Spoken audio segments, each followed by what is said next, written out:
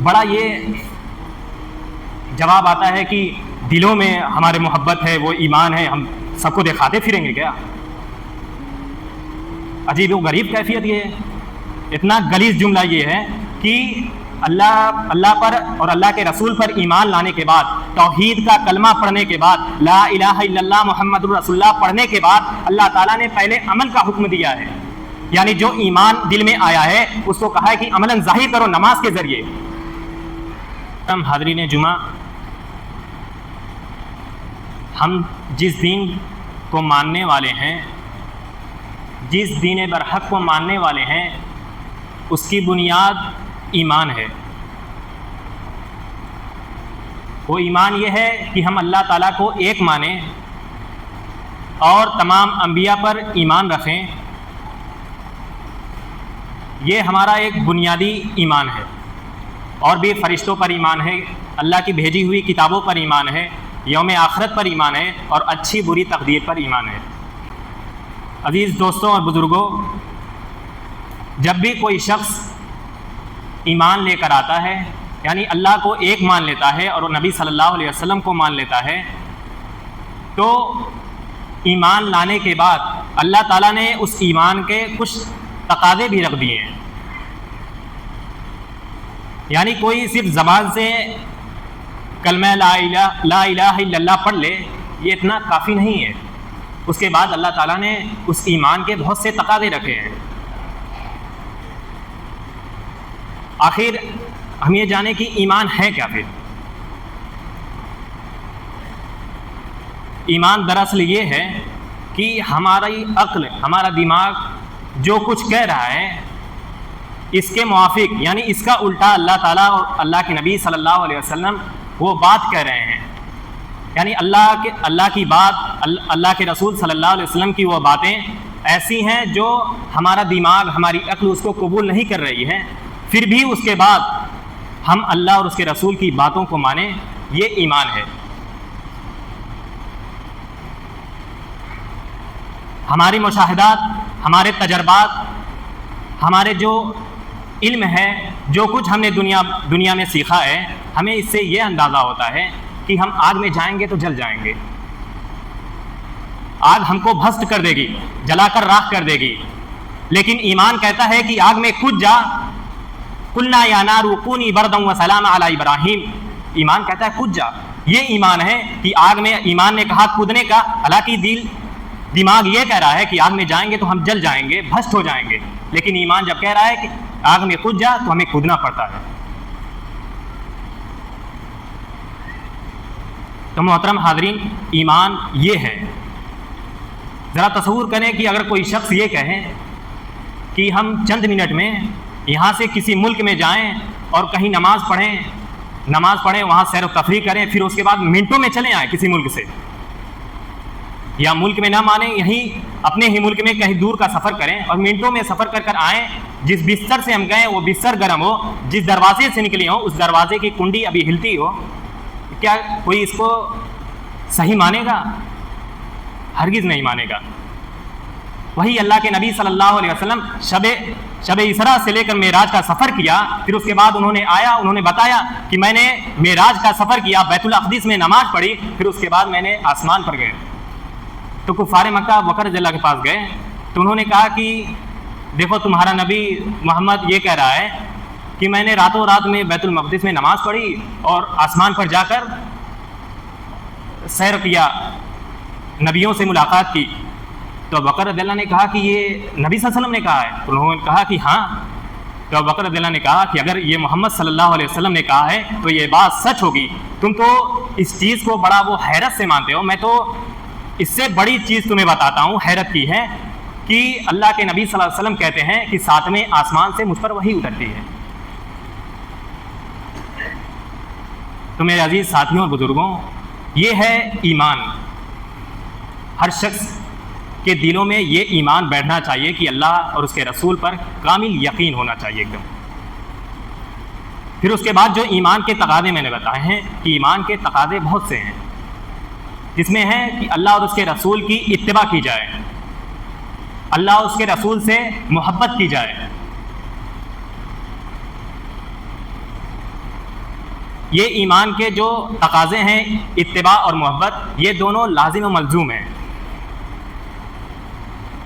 اللہ کے رسول صلی اللہ علیہ وسلم جب گھر میں اپنے تھے تو کفار مکہ ان کو چاروں طرف سے گھیر لیے ہوئے تھے، ان کے گھر کو گھیر لیے ہوئے تھے۔ حضرت علی رضی اللہ کو یہ معلوم تھا کہ کفار مکہ جو ہیں حضرت محمد صلی اللہ علیہ وسلم کو چاروں طرف سے گھیرے ہوئے ہیں، اور ہجرت کی رات ہے، رات میں نبی صلی اللہ علیہ وسلم وہاں سے ہجرت کرتے ہیں۔ تو اللہ کے نبی صلی اللہ علیہ وسلم کہتے ہیں کہ علی تم میری جگہ سو جا۔ حالانکہ دشمن اس بات کا ارادہ رکھتا ہے کہ آج رات ہم نبی صلی اللہ علیہ وسلم کو گھر میں گھس کر قتل کریں گے، تو محمد صلی اللہ علیہ وسلم علی رضی اللہ سے کہتے ہیں، علی رضی اللہ نبی صلی اللہ علیہ وسلم کی جگہ سو جاتے ہیں، اس میں کوئی چون چرا نہیں کرتے ہیں، اللہ کے نبی صلی اللہ علیہ وسلم دشمن ہم پر حملہ آور ہوں گے، میں بھی آپ کے ساتھ ہوں، آپ اپنی جان بچائیں گے، میں نہیں بچاؤں۔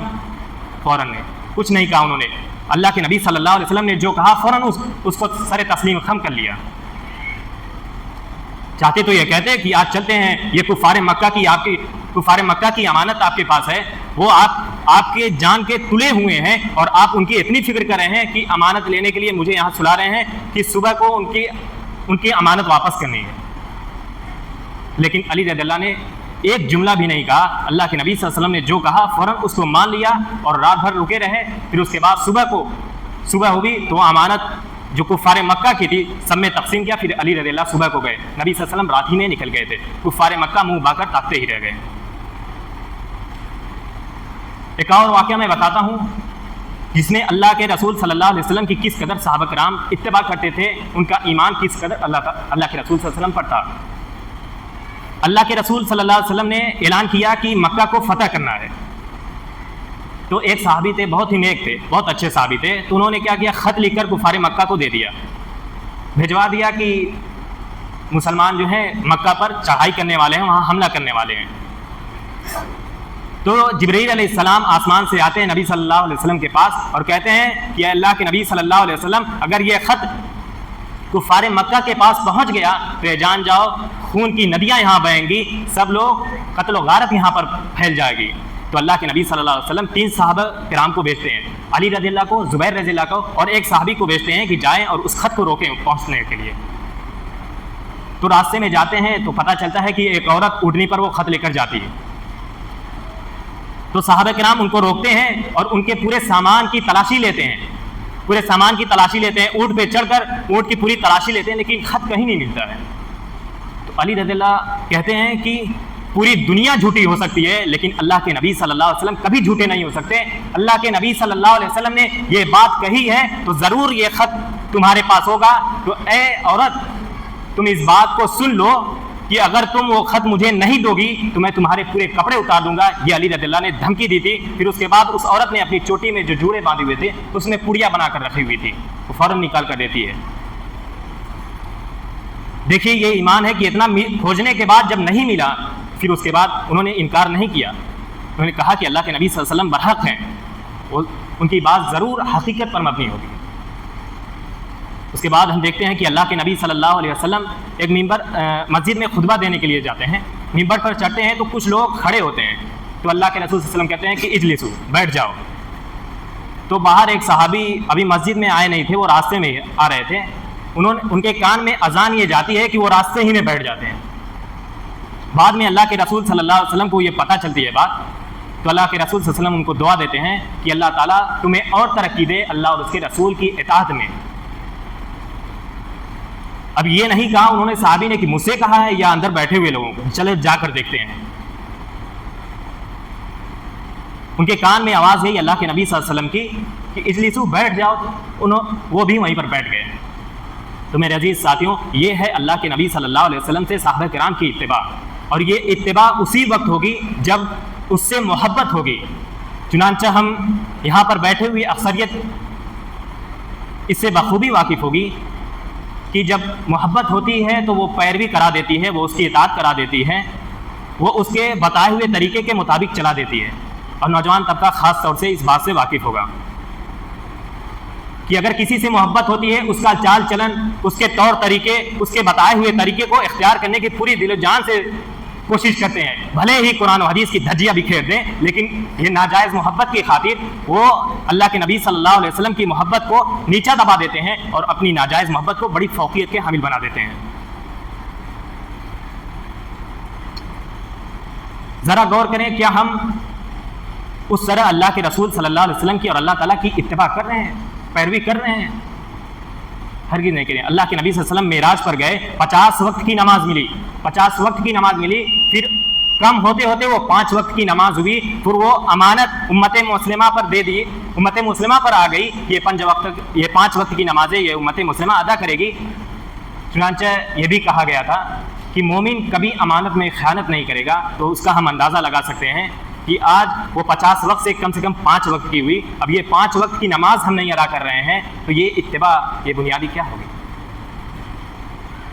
بڑا یہ جواب آتا ہے کہ دلوں میں ہمارے محبت ہے، وہ ایمان ہے، ہم سب کو دکھاتے پھریں گے کیا؟ عجیب و غریب کیفیت یہ ہے۔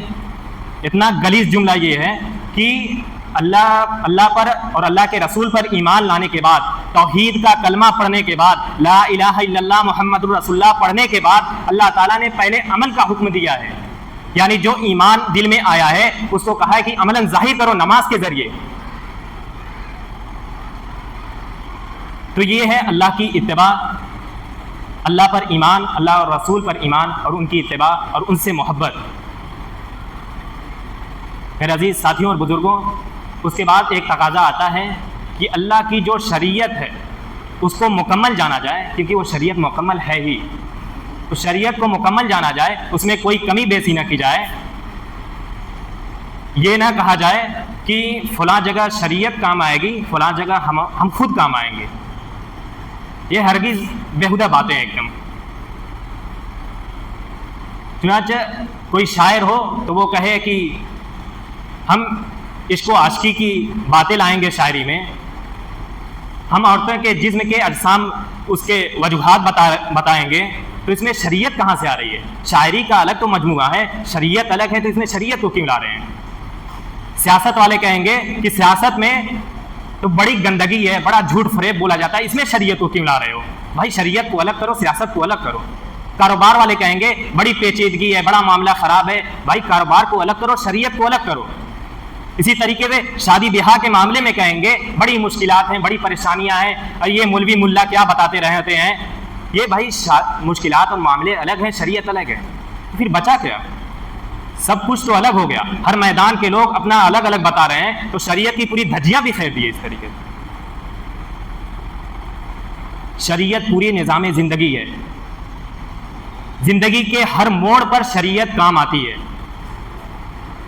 تو اس میں یہ لاگ لپیٹ نہ کرنا کہ شریعت الگ ہے، جو ہم کام کر رہے ہیں الگ ہے۔ میرے عزیز ساتھیوں بزرگوں، یہ بات ہمیں ٹھنڈے دل سے سوچنے کی ضرورت ہے، نہیں تو پھر وہی ہوگا کہ جب وہ منگول اٹھے تھے، جن کے سامنے والے مسلمانوں کے دلوں میں وہ ایمان کی کمزوری آ گئی تھی، ایک طرف سے سب کی صفیہ کرتے، سب کو کاٹتے ہوئے چلے گئے، پھر انہی میں سے ایمان لے کر آئے، پھر اسلام کو عروج پر پہنچایا۔